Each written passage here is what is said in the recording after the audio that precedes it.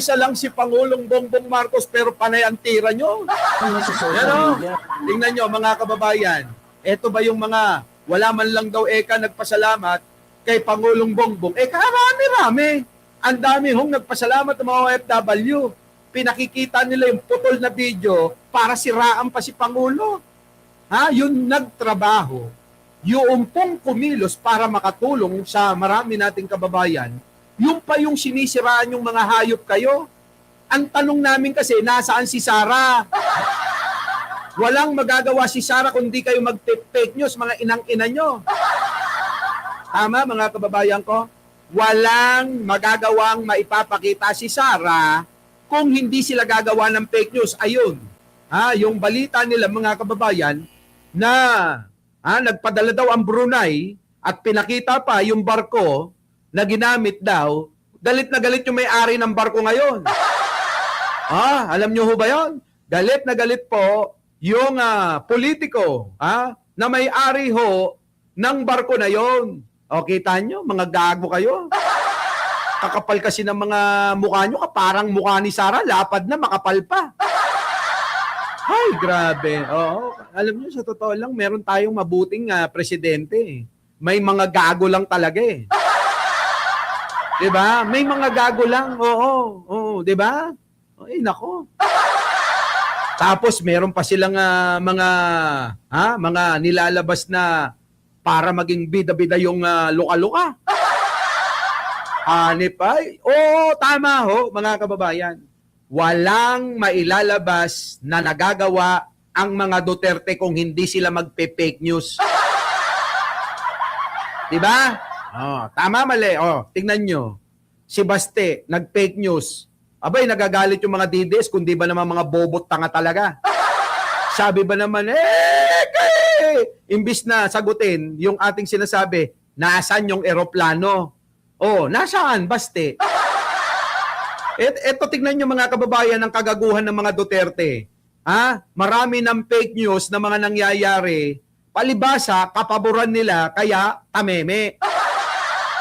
Diba? Hindi mga nagsasalita. Pero tayo kasi mga kababayan,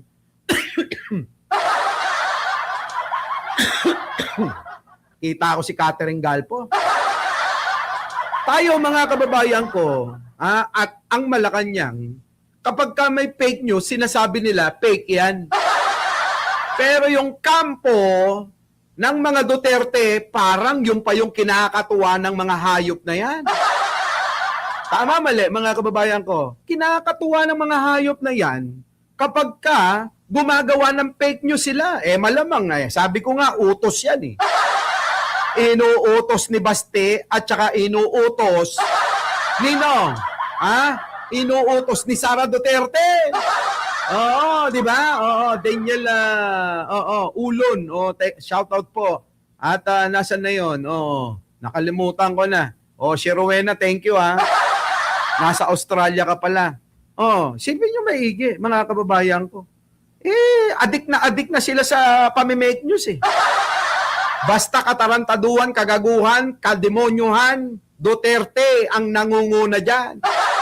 Kabutihan sa bayan, kabutihan para sa mga Pilipino. Si Pangulo ang nag-iisip nun. Hinihila lang nung pinsan eh. Di ba, JJ Salis, Tagahila yun, si Martin Romualdez, yung hayop na yun. Ngayon, hindi mo makita, imbis na tumulong. Tama, mali. Yun, mga kababayan ko, tingnan nyo, sample. Ito ba yung walang ginagawa? Isa pa. Naganap na po ngayon sa social media. Nakita po kayo na pagdating nyo po o paglapag nyo dito sa bansa natin, kayo po ay napayakap at napaiyak kay Pangulong Bongbong Marcos Jr. Anyo? Dalhin nyo po kami dun sa pakiramdam nyo kanina kung bakit kayo po ay napaiyak. Wala pa po siya. Nung narinig ko pa po, pagkarinig ko po ng pangalan niya, na hindi ko lubos sa kalain, na darating pa talaga siya. Nung narinig ko yung pangalan niya, Diyos ko po, parang lumukso yung puso ko sa tuwa. Kasi kita nyo, tuwan-tuwa yung mga Pilipino, tuwan-tuwa yung mga kababayan nating OFW na napauwi. Tapos ang binabalita yung mga hayop kayo, ayaw kay Pangulong Bongbong, kundi ba naman kayo mga gunggong? Naiinis ako eh. Naawa na ako kay Pangulo. Jay Salis eh. Sa totoo lang. Oo. Eh gusto ko na nga i-donate lahat yung kayamanan ko eh.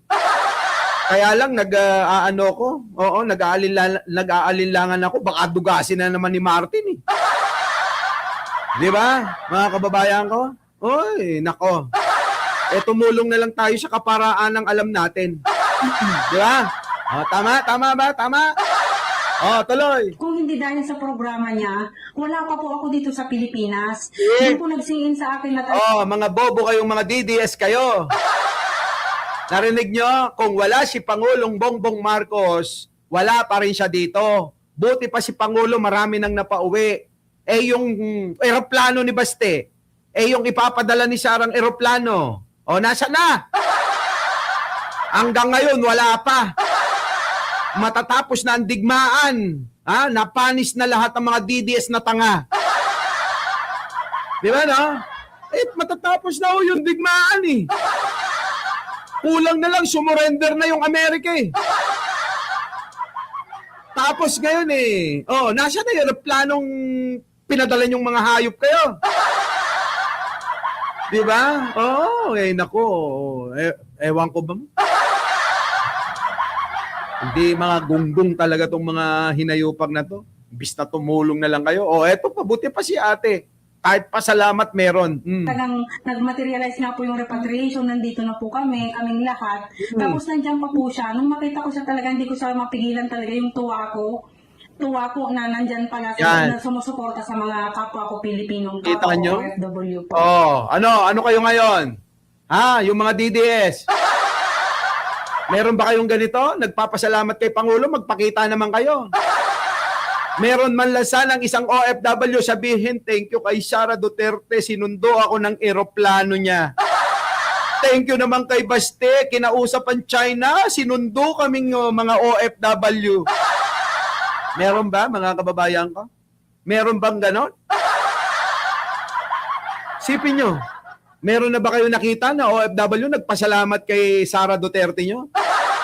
Meron na ba kayong nagpakita na nagpasalamat kay Basti nyo? Hindi yung mga vlogger, mga kababayan na magkakamuka, na walang laman ng ulo. Siyempre naman mga kababayan, bayad eh. May pere, may kwarte. Di ba mga kababayan? Siyempre, kahit na fake news, titirahin ng mga yan. Yan ang kaibahan ng mga maglulupang mga vlogger sa mga vlogger na merong mga hanap buhay. Sipin nyo, kapag kapatay gutom, mga kababayan, ganyan lalamunin nila kahit na alam nila na fake news yan. Buti pa si Mima, tsaka si Nyulo. Di ba? Kay Martin lang.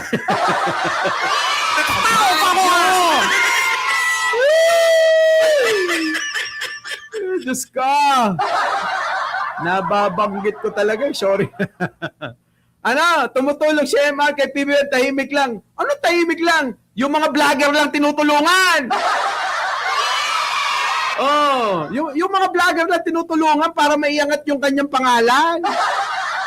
Putik na yun, ang haba-haba na ng panahon. Ang laki-laki na ng ginagastos. Wala pa rin eh. Hindi pa rin makaangat-angat yung hinayupak na yun eh. Diba? Hindi mga kababayan. Alam ko na wala namang perpektong tao. Pero sa panahon ng ganito, magpakatao ka ng hayop ka. Nahihirapan na yung pinsan, nahihirapan na si Pangulo, nahihirapan na yung kapatid, Putik, nagpapaligsahan pa rin kayo ni Amy. Di ba? Pahabaan ng baba, panalo na si Amy, sabihin mo, Martin. Palakihan ng tiyan, pabusugan, panalo ka na. Amy, aminin mo na. Si ading mo, hirap na hirap ng, naku, hayop ka.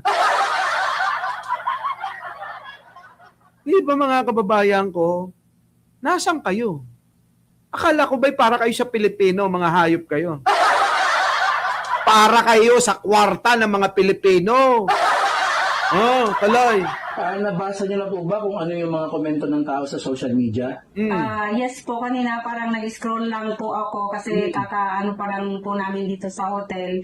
May mga bad comments na po akong nabasa doon na sabi nila hindi totoo, bayad ako, ganun po. Pero hindi po talaga naman totoo yun. Yung pagyakap ko po sa kanya, yung nagalak po talaga ako na nandyan siya sa harapan ko, bonus po yun sa buhay ko na hindi ko akalain na Kita nyo mga kababayan, kapag ka mayroong papabor kay Pangulo, sasabihin bayaran.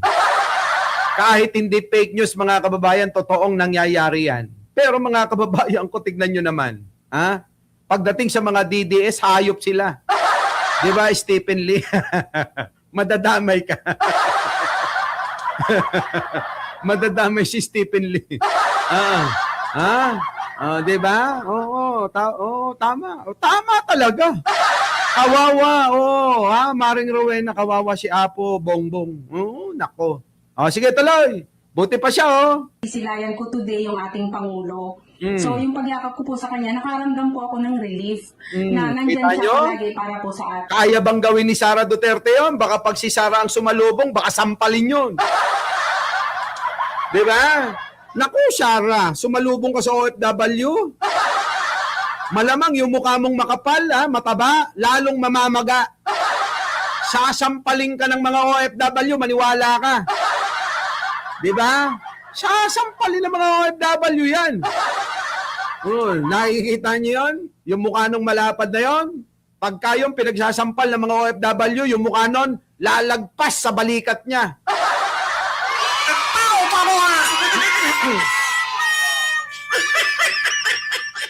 Kung kilala nyo si SpongeBob, kilala nyo ba yon si SpongeBob? Oo, yun, mga kababayan. Magiging ganon yung itsura niya.